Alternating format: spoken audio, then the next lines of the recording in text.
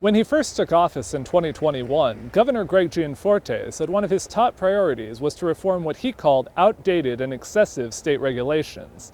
Now, the first large set of bills coming out of that effort is set to go before lawmakers. The purpose is for government to serve our citizens better. Gianforte put Lieutenant Governor Kristen Juris in charge of an advisory council to oversee the effort. Together with leaders from each executive department, they reviewed thousands of regulations and proposed hundreds of changes, from eliminating little-used licenses to consolidating state boards. Many of our boards haven't met for more than 10 years.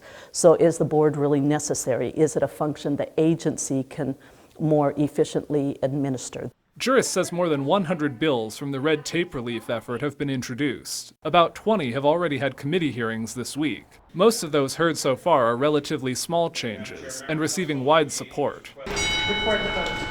But others coming up are more substantial. On Thursday, Juris and representatives from the Montana Department of Labor and Industry gave a presentation to lawmakers talking about some of the bigger proposals, including a 200-page bill overhauling occupational licensing code. Democratic lawmakers say they're not opposed to the idea of regulatory reform, but they have reservations about some of the administration's proposed changes. If you take it a step too far with a cleaver instead of a scalpel, you're going to remove very valuable protections for our citizens and our hardworking people. Representative Kelly Cordum of Bozeman says he's concerned de-emphasizing boards could shift power from citizen representatives to the administration. The beauty of these boards is it's a democracy. All the voters get a vote, all the stakeholders, all the citizens. When you move that to executive branch, you kind of have to beg the executive branch to make the change for you instead of making the change yourself with your vote on these boards.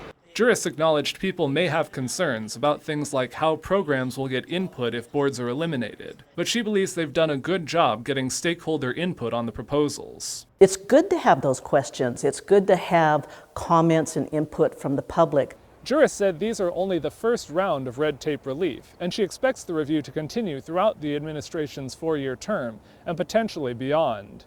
In Helena, Jonathan Amberian, MTN News.